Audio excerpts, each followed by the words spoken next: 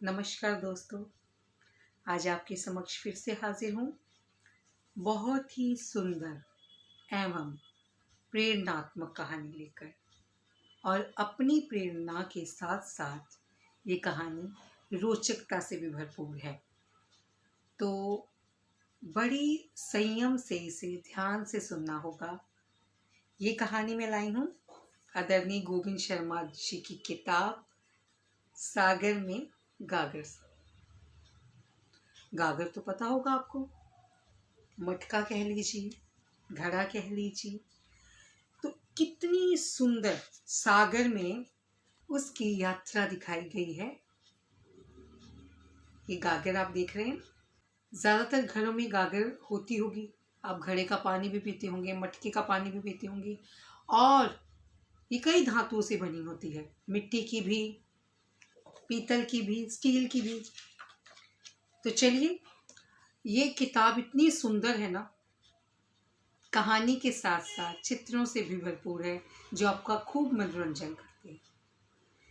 तो गागर की सागर में यात्रा, चलिए आपको ले चलती हूँ मेरे साथ। देखते हैं गागर क्या करती है सागर में जाकर। उसे छोटी नदी कहो या बड़ा नाला, उसका पानी आस पास के खेतों की सिंचाई के काम आता था। लोग उस पानी को पीते भी थे। एक दिन एक लड़का तांबे की गागर लेकर आया। पहले उसने गागर को साफ किया, फिर उसमें पानी भरने लगा तो वह हाथ से छूट गई, फिसल गया उसके हाथ से। और फिसलने के बाद वो कहाँ चली गई? उसी समय पीछे से पानी का बहाव इतनी तेजी से आया कि लड़का गागर को पकड़ ही नहीं सका और वह आगे पानी में ही बह गई।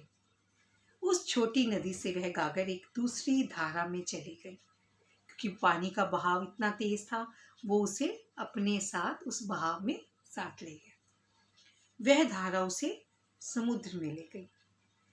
गागर की शुरू हो गई सागर की यात्रा। सागर में यूं तैरते हुए जाना उसका पहला अनुभव था। गागर अब तक घर में ही रही थी, अब उसे यहाँ घर जैसा कोई प्राणी दिखाई नहीं दे रहा था।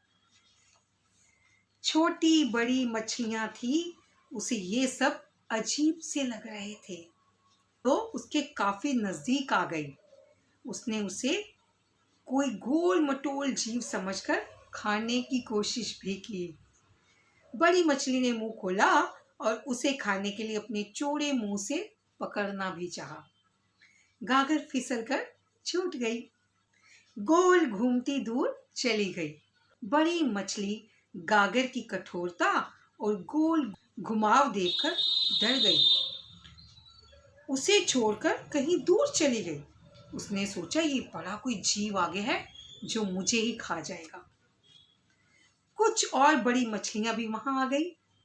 पहले तो वे उसे देखकर डर गई, पर जब उन्होंने देखा कि यह गोल मटोल जीव उन्हें पकड़ने की कोशिश नहीं कर रहा है, तो धीरे से उसके पास चली गई। एक बड़ी मछली ने उसे सूंघ भी लिया। उसने ऐसी गंध पहले कभी नहीं सूंघी थी। बड़ी मछलियां उससे कुछ दूर रहकर उसके साथ साथ चलने लगी। गागर थी कि एक ही दिशा में नहीं जा रही थी। जिधर भी हवा के झोंके ले जाते वो उधर ही बहती जाती। देखिए कितनी सुंदर यात्रा है। गागर घूम रही है, रास्ता ढूंढ रही है और मछलियां बड़े अजीब तरीके से उसे देख रही हैं। देखिए पशु पक्षियों के भी अनुभव। अचानक वहां छोटी छोटी मछलियां आ गई। उन्हें कोई डर नहीं लग रहा था। उन्होंने सोचा यह भी उनकी तरह एक जीव है।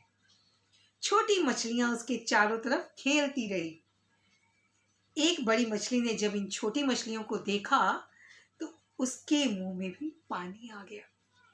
वह उन्हें खाने के लिए दौड़ी आई। छोटी मछलियां इधर उधर भाग गई, पर दो छोटी मछलियां तो फंस गई। बड़ी मछली उन्हें पकड़ने के लिए लपकी तो वो दोनों चालाकी से गागर की ओट में हो गई। बड़ी मछली गागर की दूसरी तरफ गई तो छोटी मछलियां दूसरी तरफ चल जाती। देखिए वो शैतानियां कर रही थी, घुमाव कर रही थी गागर के आसपास। इस पकड़म पकड़ाई में गागर एक तरफ झुक गई। यह झुकाव छोटी मछलियों की तरफ था। दोनों छोटी मछलियां एक साथ उछलकर गागर के भीतर चली गई। उन्होंने अपने आप का बचाव करना था बड़ी मछली से। भीतर थोड़ा सा पानी था, क्योंकि गागर का मुंह खुला होता है। तो अपने आप ही जब वो पानी में घूम रही थी तो पानी उसके अंदर जा रहा था। छोटी मछलियां उसमें खेलने लगी। बड़ी मछली को उनकी आवाज सुनाई दी तो वह हैरान रह गई। अरे ये गोल मटोल जीव नहीं, अजीब शक्ल की कोई मछली है। यह सोचकर वह डर गई, दूर भाग गई। दोनों छोटी मछलियों की जान बच गई। अब तो छोटी मछलियों का यह खेल ही बन गया। जब भी उन्हें फुर्सत होती गागर में खेलने आ जाती। मछलियां थोड़ी बड़ी होते ही वहां से चली जाती, ताकि छोटी मछलियां वहां आकर खेल सकें, हमला करने वाली मछलियों से बच सकें। अचानक तेज गर्मी हो गई। गागर को तो तैरने में खूब मजा आ रहा था, पर उसके भीतर का पानी बिल्कुल सूख गया था। एक दिन जोरों से हवा चली। गागर सागर में घूमती हुई बहुत दूर चली गई। हवा कुछ धीमे हुई तो गागर ने देखा एक चिड़िया उसके आसपास मंडरा रही है। लगता है वह तेज हवा के कारण रास्ता भटक गई है। उसे अब किनारा नहीं दिख रहा था। वह सूखी धरती पर पहुंचने के लिए बेचैन थी, पर उसे धरती नजर नहीं आ रही थी, इसलिए वह इधर उधर मंडरा रही थी। लगा चिड़िया उड़ते उड़ते थक गई है, वह कहीं बैठना चाहती है, पर कहाँ बैठे। अब सागर में तो बैठने की कोई जगह नहीं थी। पहले तो चिड़िया झिझकी, फिर हिम्मत करके गागर के किनारे पर बैठ ही गई। गागर एक तरफ थोड़ी सी झुकी, फिर सीधी हो गई, क्योंकि चिड़िया का ज्यादा वजन नहीं था। अब तो चिड़िया का वह ठिकाना ही बन गया। चिड़िया ने पानी में तैरते पत्ते एक एक करके उठाए, उन्हें हवा में सुखाया और गागर में डाल दिया। कुछ ही दिन में गागर में घोंसला बन गया। गागर को भी वह अच्छा लगा। चिड़िया किनारे की खोज में इधर उधर उड़ती रही। जब थक जाती तो गागर में बने घोंसले में आराम करने आ जाती थी।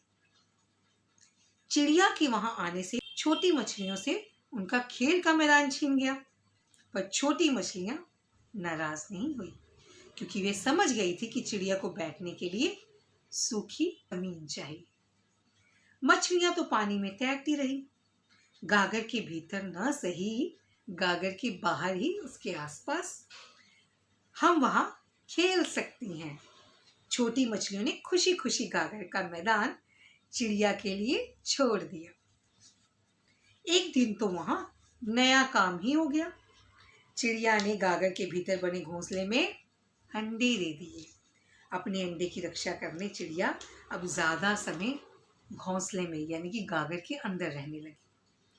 कुछ ही दिन में अंडे में से चिड़िया का बच्चा निकल आया। अब तो चिड़िया की बेचैनी और बढ़ गई।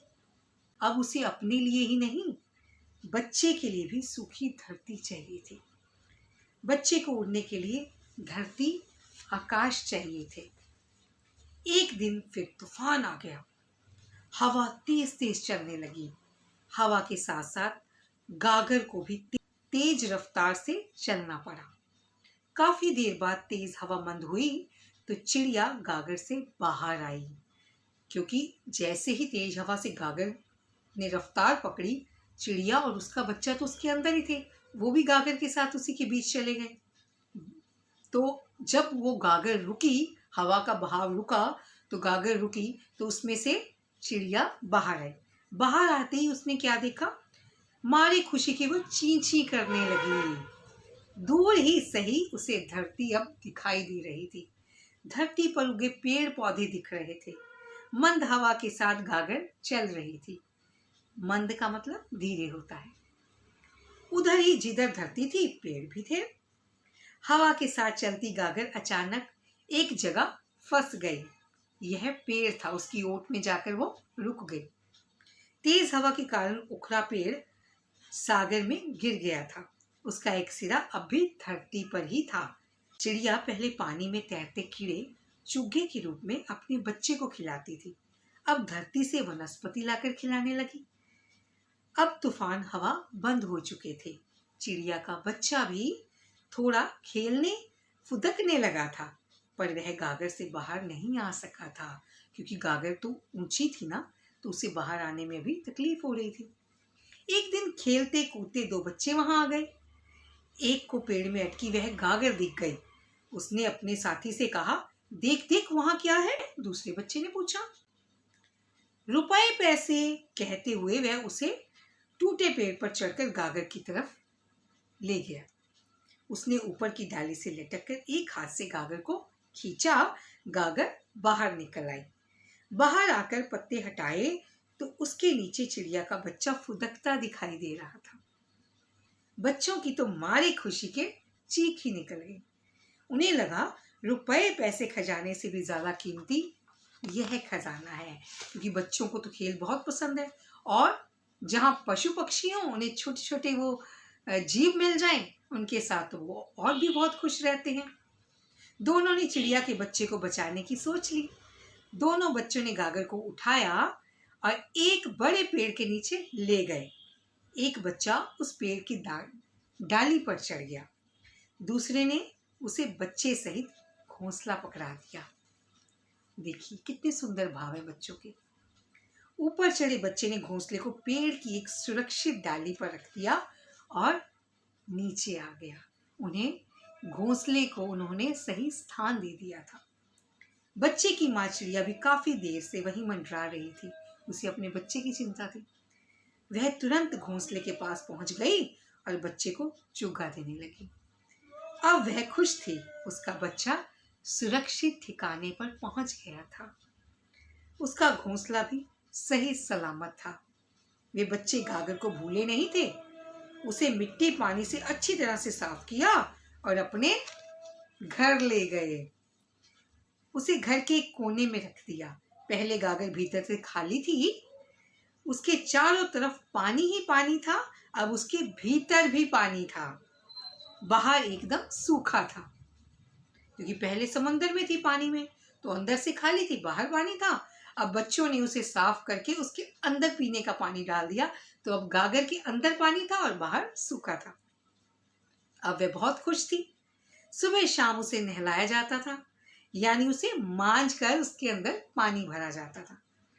हाँ, सागर में गागर यात्रा ही यात्रा करती थी। यहाँ एक जगह बैठी रहती थी। सागर में तो सारा दिन वो यात्रा करती थी, घूमती थी। घर में उसे एक ही जगह टिककर बैठना पड़ता था। वहां उस जैसा कोई और नहीं था। यहाँ उससे कुछ दूर उस जैसी ही मिट्टी से बनी गागर भी पड़ी थी। गागर इसलिए भी खुश थी कि पहले उसने छोटी मछलियों को बचाया, फिर चिड़िया और उसके अंडे को बचाया, अब घर के लोगों को साफ पानी पिला रही थी। सबका भला करने वाला तो अंत में, और अंत में क्या, हमेशा ही खुश ही रहता है। तो देखिए बच्चों, कितनी सुंदर चित्रों के साथ ये कहानी कितनी सुंदर शिक्षा दी जाती है। सागर में गागर की अद्भुत यात्रा की, उसने निरंतर भलाई की, परोपकार किया, और परोपकार से बड़ा तो सच में कोई पुण्य ही नहीं है। जब हम किसी का भला करते हैं ना, हमारे कारण अगर किसी को कोई खुशी मिलती है ना, उससे बड़ा पुण्य और खुशी का काम इस जीवन में हो ही नहीं सकता। और कितने अच्छे भाव दिखाए हैं गागर के भी, कि उसने पहले मछलियों को बचाया, फिर चिड़िया को बचाया, उसके बच्चे को रहने के लिए घर दिया, और फिर सबकी प्यास बुझाने के लिए बैठी। निरंतर वो भलाई की ओर ही बढ़ रही। तो आदरणीय गोविंद शर्मा जी ने आपको इस गागर की यात्रा में बहुत सुंदर भाव और शिक्षाएं दी हैं। तो ये जीवन में उतारिए और अपना जीवन सुखद बनाइए। खुश रहिए, स्वस्थ रहिए, और मेरी इस आकर्षण चैनल को सब्सक्राइब, लाइक और शेयर करना मत भूलिएगा। और निरंतर मेरी कहानियों को सुनना तो कृपा मत भूलिएगा। मुझे आपका अपने इस चैनल आकर्षण पर हमेशा इंतज़ार रहता है और रहेगा। चलती हूँ, मिलूंगी हिंदी दिवस वाले दिन, और हिंदी की विशेषता हमारे और आपके जीवन में क्या है, आपके साथ साझा करने आऊँगी। धन्यवाद। शब्बा खैर।